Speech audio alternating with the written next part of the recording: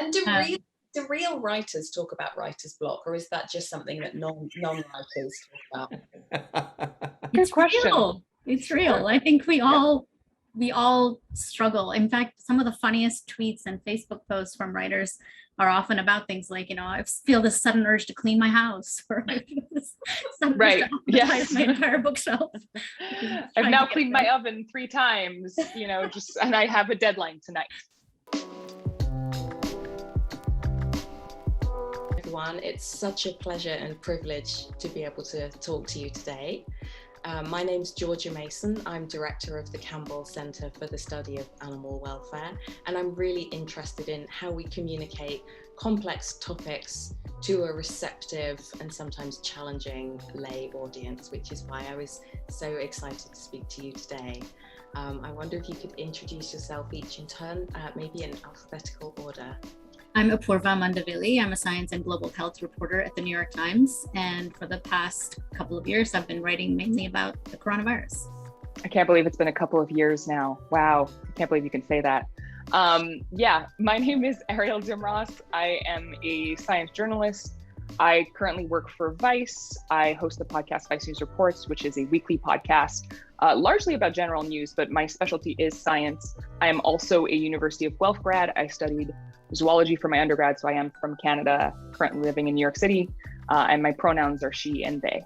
I'm John Rennie. I'm primarily a science editor. I, these days, am a deputy editor at Quanta magazine. For 15 years, I was the editor-in-chief of Scientific American. And like Appoorva, I also teach at New York University's Science, Health, and Environmental Reporting graduate program.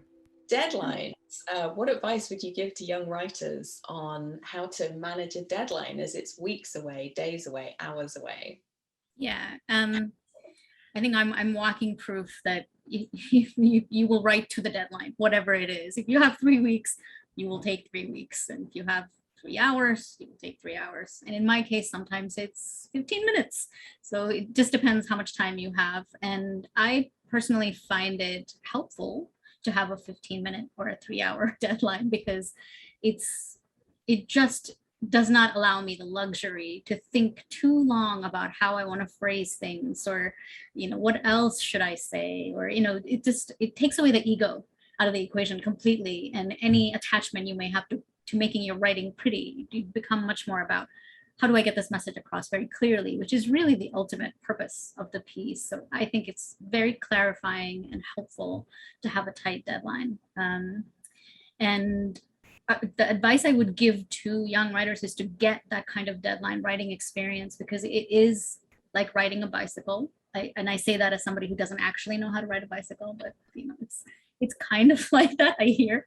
Once you've learned how to write very quickly on deadline, you never really forget it. And part of that, I think, is because you figure out what needs to go into a story. You have you develop your innate sense of the most important thing, and then a little bit of context, and then a quote, and then some more background. And it's kind of formulaic, but that's okay, because the reader is not looking for beautiful when you're doing deadline writing. They're looking for information. And but if you have more time, if you have 3 weeks, or if you have 3 months to write a lovely long narrative piece and you want to take your time, I would say set yourself deadlines. Even if the deadline is very far off, give yourself deadlines to get to a certain point in the writing, to have either done all of your reporting, or to started writing, or to have written some background paragraphs, or whatever it is. Set yourself some milestones so that you keep moving forward.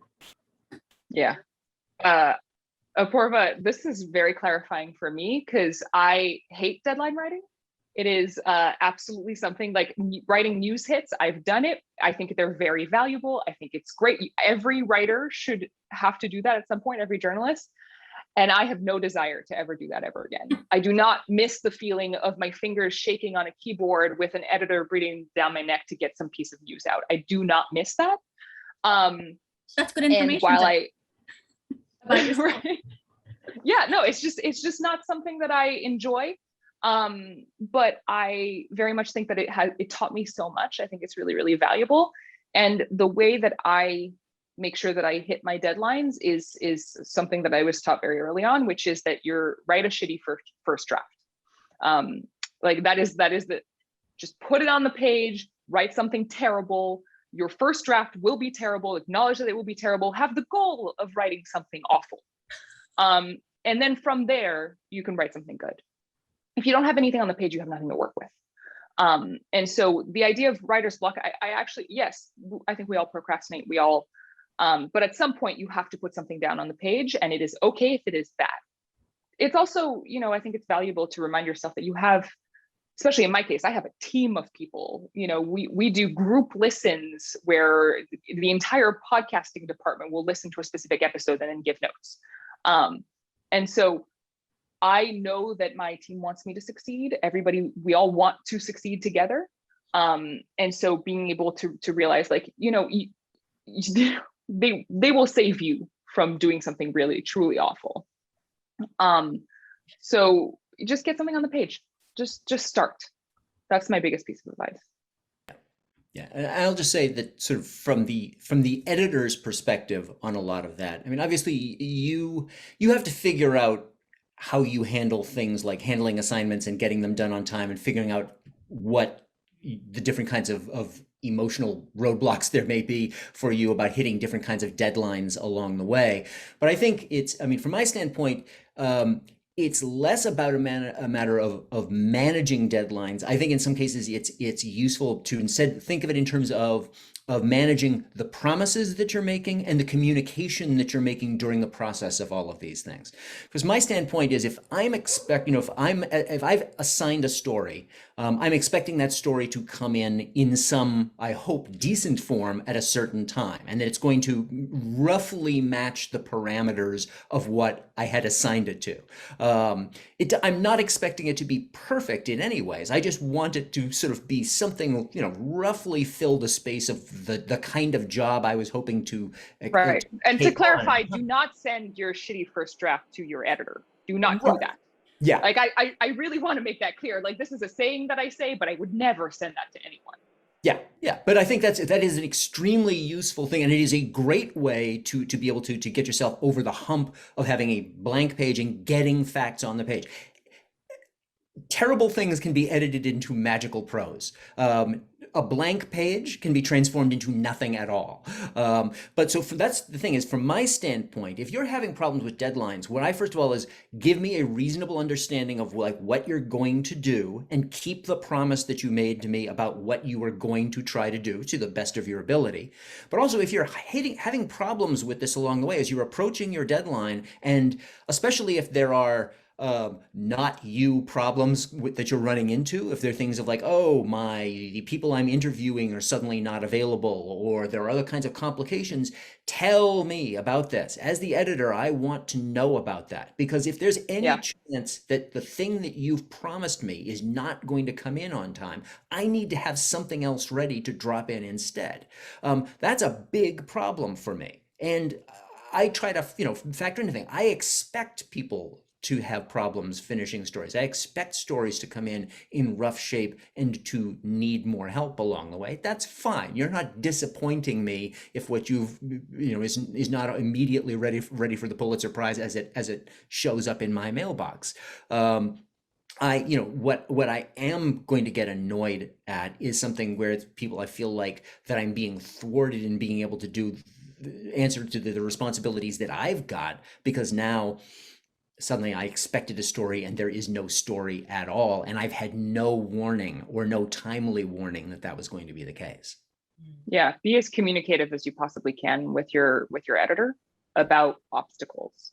And oh gosh, there was another piece of advice beyond the shitty first draft that I was gonna mention, but it has completely slipped my mind, so we can move on. If it comes back to me, I'll mention it. It might have involved cleaning your oven. Don't clean your oven 3 times before, if you have a deadline that very night. Yeah, probably. Try not to do that. Sometimes cleaning an oven or doing laundry or taking a walk, it can actually be very helpful, because you know, I don't actually write anything until very close to the deadline, because I'm chewing it over in my brain over and over. If this is for more sort of stylized writing, not for really close deadlines, but I'm thinking about how to say it and what should be my lead and how should I start. And so much of the work happens in your brain before you even put it down, at least for me. So I find the procrastination to be very helpful. Yeah. Yeah, I actually I like taking walks. That's how I think. And I always have a notebook in my back pocket. I always have a pen with me. If an idea strikes, I will write it down right away because it will go away. And I think the thing that I was going to mention is that if you are really, really blocked and you have no idea where to take, you're writing your shitty first draft, it's not going well. Or you're on the fifth draft and you're completely lost. I highly recommend coming back to your pitch and rereading it because you probably have your answers in there already if it was a pitch that was accepted and that was actually like thought through. That is probably the number one piece of advice that I have for people, whether it's a podcast, whether it's a TV segment, whether it's a feature. News writing, you're not really going to write a pitch if you're like staff. Like that's not really how that works necessarily.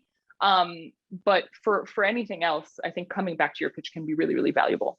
Yeah, that's great advice in any number of, I mean, even if you're not running into problems, that's a great idea, especially if you're working on a big, complicated story. Every reporter writer is faced with that problem of sitting down and I have a mountain of research and I'm trying to figure out how do I turn this into a story? And the place to start is by going back to what the pitch was. What was the thing that sounded like an idea for this story that somebody said, yes, do this for me? Because then your job is to produce that story. That's what you need to tell. Everything else is unnecessary. And that's when you suddenly realize, oh, I don't even need this bookshelf full of background. Forget all of that. I don't need to get into any of this sort of thing. Immediately you can start to carve some things away and it will give you a clarity about what you need to do to just to start to get there. And that process of going through, I mean, I think everything, understanding your own internal process, like understanding the fact of I need to go for a walk. I need to, I need to get close to deadlines. You need to understand these things about yourself and you need to factor that into what is the overall way, the process that you have. But also just recognizing, and this is a tough thing for a lot of people too, I think, is recognizing those feelings of anxiety, that can be part of the process. That is not things necessarily going wrong. Years ago, different kinds of things of going on stage or performance and things I would have to do. I would sometimes, before I would have to go do those things, I would get that awful kind of stage fright, like that feeling in the pit of my stomach. And it would drive me crazy because it would be in a lot of situations when I said, I know this, it's not a problem. I know this is a receptive audience. I know this is not a problem. Why do I have this horrible feeling of failure and anxiety? And the breakthrough that I came through one day is that feelings like, wait a minute. Science comes to the answer here. It's like, wait a minute. What I'm feeling are all the fight or flight hormones running through my system. I am running through this and I am feeling, my stomach is churning and the sweat and everything about this. And I'm doing this and I'm interpreting it as that I am afraid of doing this. What I maybe need to recognize is that's me being excited about the prospect of doing this, but I have to get there.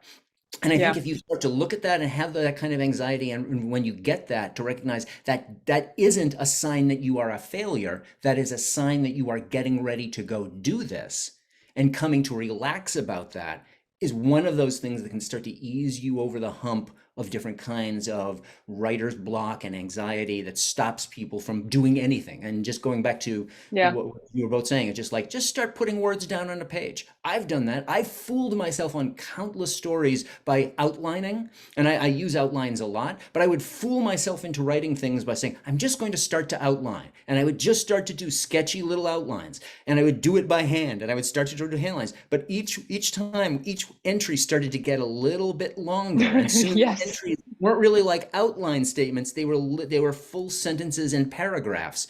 And I would fool myself into beginning the writing process that way because I'm not writing it yet. I'm not doing anything that I have to be really worried about committing to. Yeah. And honestly, the fear, the anxiety, it is protective. It serves a purpose. I know a lot of really good writers. I have this problem. I have nightmares the night before something big is about to come out. And and you or a few nights before something big is about to come out, and that forces me to recheck, go over the fact-checking documents, go over every single notation, go over everything. There have been times where I have found something because I am that neurotic. And whenever I find something, I'm like, oh, I'm so glad that I was this anxious, right? If you were not anxious before publishing something big, I mean, that must be great for you, but I will see, I would be concerned that maybe you're going to get something wrong, because that need to go over things over and over and over again is the thing that will save you in the end. And maybe they're really well-adjusted individuals who are better at this than I am, but that's... They are not here. Right. I'm getting from this, and also my experience with working with graduate students, is actually there's probably different ways in which one tackles this kind of problem. And for some people, writing crummy first drafts and then editing them is a good tactic. For other people, that might have you kind of wedded to stuff that's not very good, and it's better instead to strategically mull and, you know, have things marinate in your head before you start. Yeah, that might be the case. I think in journalism, you get used to being edited pretty heavily in the beginning. And I think, like, if you are wedded to your words, you will have a bad relationship with your editor. And that is a habit that you will lose.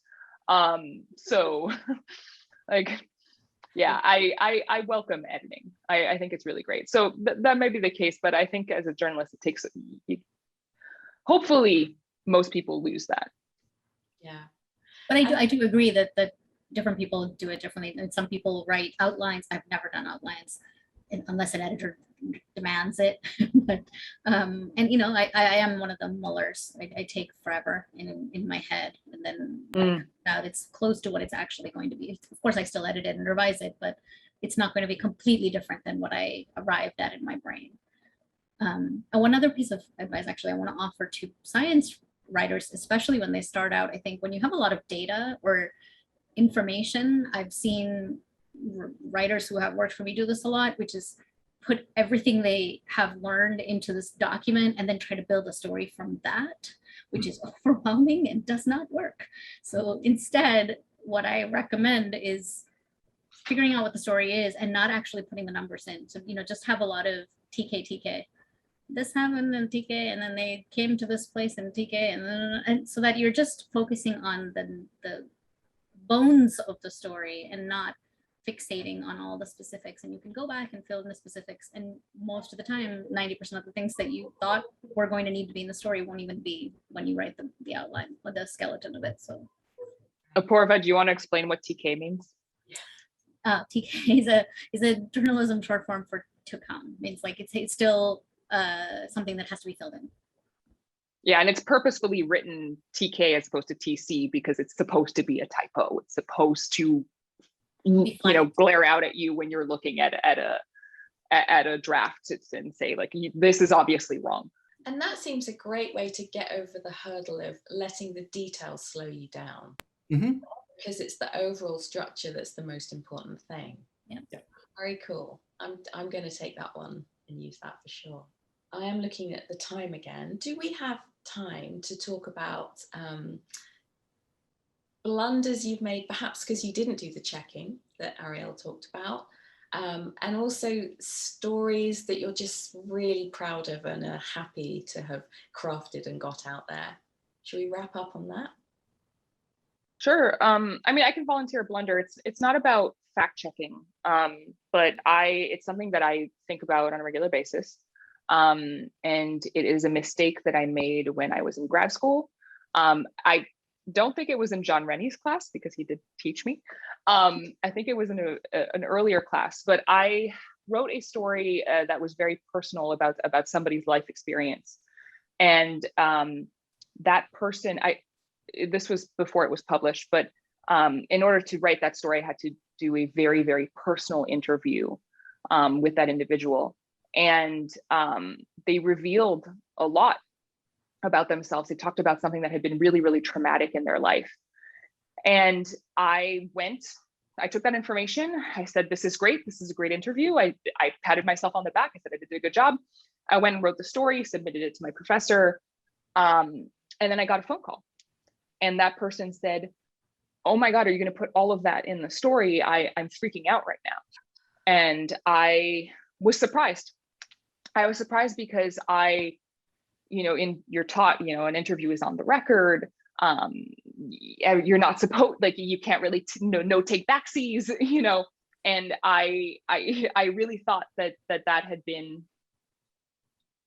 that was understood, and not necessarily by that individual, but just generally speaking. And so I called up my professor and I said, this is happening.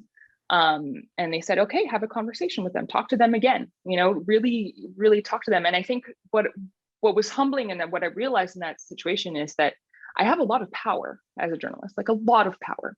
And I realized that despite my best efforts, because I do think that I had a pretty good relationship with this source, that interview was probably re-traumatizing for them to a certain extent. And it taught me a lot about trauma.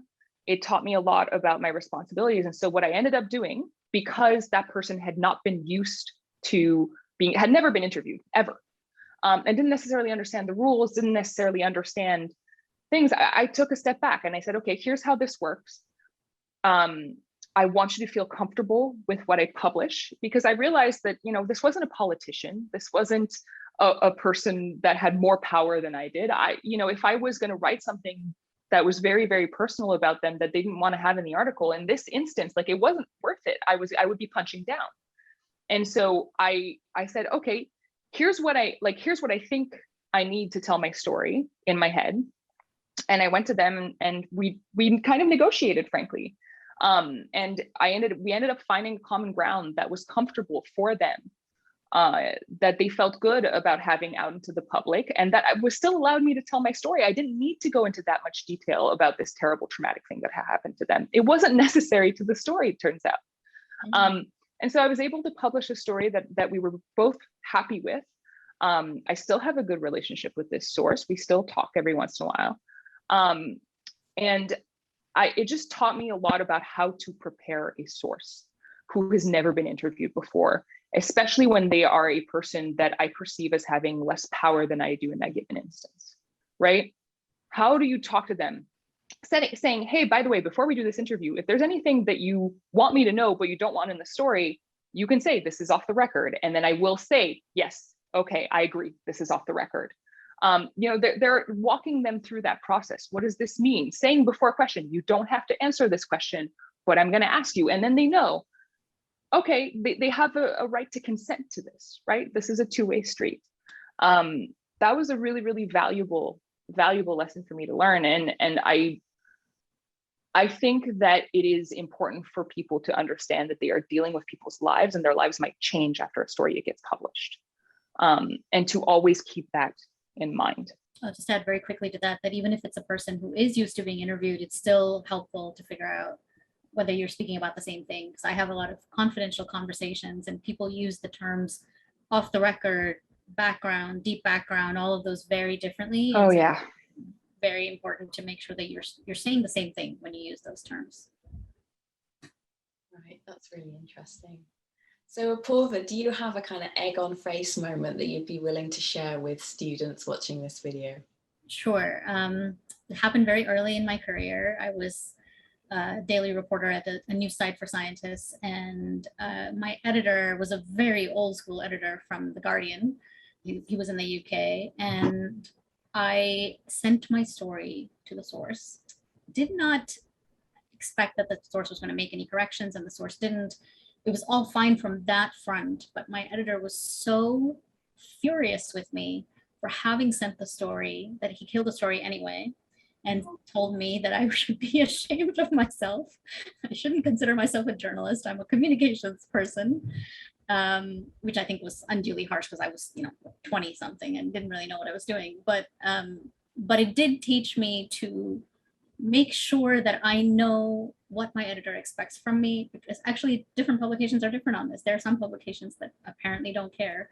I never do now, actually. Very, very hard line on that. And I don't even do what Arielle was talking about, just sending sentences to the person back. I may get on the phone and check that my understanding is correct, or I might send it to somebody who has nothing to do with the story, but I don't send it to anyone involved in the story. But I learned that lesson because of that first experience. And I can still remember everything he said to me, and I can remember what he sounded like because it was on the phone, and this was pre-Zoom kind of thing. So yeah, that has really stayed with me. Oh my God, that sounds brutal, Appoorva. Yeah. Yeah. Here I am 20 some years later, still remembering it in great detail. Those Brits, they're the worst. Actually, when I was a graduate student, I used to write for New Scientist. And so I just did little freelancey pieces, and I got this brilliant education in writing because I had a really very direct editor, Marcus Chown, who used to say things like, "This is the most boring opening line I've ever read." I mean, it's effective. It's really, it is effective. Yeah. I learned. I can remember his voice. It replays in my head every now and then. John, what about you? Do you have kind of token? I have to say, I just, because of those sorts of experiences that people have and those sorts of stories, I can never bring myself to be that kind of harsh, however deserved it may be, in edits that I do. So I probably made my life harder than it needed to be. I would probably not have been able to still be doing this like 35 years on in this profession if I didn't have a kind of amnesia that I could drape over the many, many different sorts of mistakes that have gone along the way. But the one that comes to mind most, though, is back, I think it was the first news story that I wrote for Scientific American. There was a piece had to do with a space shuttle and an experiment that they were doing. And in the course of that, I had written something and I had referred to something. I talked about a certain figure and was reporting it in volts. And it was supposed to, as a reader pointed out later, it was supposed to be electron volts. So that it was, in fact, I had the number I had reported was off by a factor of like 10 to the 18th. So I had a certain period of this is the very first thing I've done for Scientific American, and I'm feeling like I have perhaps committed the magazine to the largest numerical error in its history. I did feel better a few months later when something happened in Science News where someone had a similar kind of exponential error, and it was like something that was supposed to be like 10 to the millionth power, and it was like, oh no, it's supposed to be a million to the Googleth power. And it's like, oh, I'm off the hook now. But that kind of thing was the lesson for me about you do always have to sweat the very small details and go back over things all the time. And then, as a last thing, what story are you most proud of having written, and why? Is there a particular one where you just think, oh, I nailed it, or I love that one? Or do you have so much under your belt now there isn't a single one? I can go first. I think if you had asked me this question last year, I would have picked one of the narrative writing pieces that I'm proud of. There was one I wrote about the gas leak in Bhopal that I really like, and I would have probably talked about that one. But now, the thing that I am really most proud of is a story I wrote last summer about the World Health Organization taking way too long to acknowledge that the virus is airborne. And it was something I worked on for weeks. I had all this behind the scenes audio tapes of conversations at the WHO. I had lots of internal emails. It was semi-investigative. I basically was able to show that there were people at the World Health Organization that were just unwilling to acknowledge this. And when the story came out, it made a huge impact. And 5 days later, so 2 days later, the World Health Organization said they were going to review their stance. And then 5 days after the story came out, they changed their stance and said that the virus is airborne indoors. And that, to me, that's kind of why I do this. This is the whole point of what I became a journalist for. And that particular acknowledgement has such a big global impact in terms of, other countries, all the countries that rely on the WHO for information. So I think that one I will hold dear forever because it made a difference in people's lives. All right. Yeah, I mean, the stories that I'm proud of, it's for similar reasons. I mean, some of them are, again, like I'm tempted to say this one story that I really enjoyed writing and I really learned a lot about and has like great narrative elements and goes back into the science, the history of science and whatnot, has to do with memory. That's an instinct, but really the story that I'm probably most proud of is one about the problem of hookworms in the southern US, and how there's still very much this parasite problem in areas that have that don't have, you know, plumbing, that use different means to deal with waste, human waste. And over the course of reporting that story, I was able to clarify with some officials that actually the way that they had been evaluating whether there are hookworms in the soil was completely wrong. It was old science. It wasn't, they weren't looking at it the way that they were just using microscopes instead of using a DNA-based test to figure out if there actually was hookworms, if there were hookworms in the soil.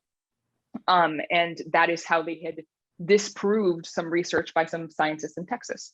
And it was really, really useful, because I also was able to demonstrate that in fact, Alabama, the Department of Health at Alabama, was not doing what it should be, was not working hard enough on this problem. And I'm still really proud of that story. And we were able to do it both as a TV segment and as a long form feature, and being able to do it in both formats was also like very cool. Fantastic. And did it change how they assessed hookworms in soil? I think that at the end of the story, I did mention that they were starting to use a DNA-based test, and that they were going to collaborate with a different university than the one down in Texas to try and do this work. But if you're I think the more important question to ask is, has this solved the problem of sanitation in Alabama? It most certainly has not. Right.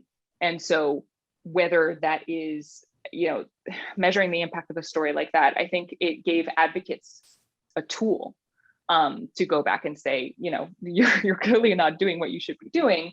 But whether that actually solves the problem in the long term, I think you know, I think that often it's not just one story that changes things, it's a number of stories. And I am proud for the very small role that I will have played in this down the line. You know, again, most of my work has been as an editor, and so for me, it's a different kind of engagement, because I'm working with other people's manuscripts. But the steady, ongoing pleasure that I get from a lot of them is anytime I'm able to take manuscripts, particularly ones where I can look at it and say, okay, this is already good, but I can find a way to, you know, make it even better. And I can look at, there are a lot of different articles, for example, at Scientific American, where, you know, I was working with the scientists, and they had really interesting stories to tell, but they weren't expert at knowing how to tell them and finding effective ways that were clear and communicated that science well. I feel good about that. That's a kind of thrill I get all the time. But the one, and it is very much just a sort of personal victory. Again, that's something that I really liked very much. There was one story that had come in when I was the editor-in-chief from a surgeon who did humanitarian work in Afghanistan and other parts of the world. And he was the head of an organization that they specifically did work to try to help people who in former war zones where the landmines had still been dropped there. And so years, decades sometimes after the conflicts were over, people were still wandering into these areas and being blown apart by these. Really hoped I was going to get through this. Anyway, the story came in, and it was you know, it was a very moving story. And it came in, it's like, oh, this is great. We'll, you know, sign this out. There was an editor on the staff that I assigned the story to, and she was going to, you know, be working with him on editing that further. And I couldn't let it go. And so that night, I stayed in the office. I stayed all night, edited it all myself, because I could not let it go.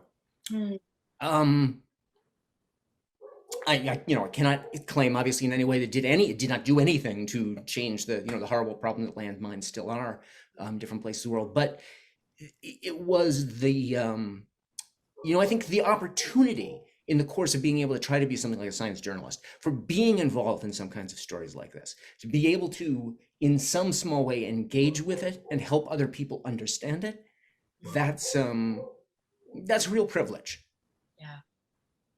Yeah. Very cool. Absolutely. Yeah. Those are Thanks for really, sharing that. No?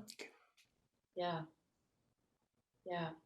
Some of my favorite things in teaching are the landmine finding rats, because it's just such a hope and such a lovely use of such a smart, wonderful animal.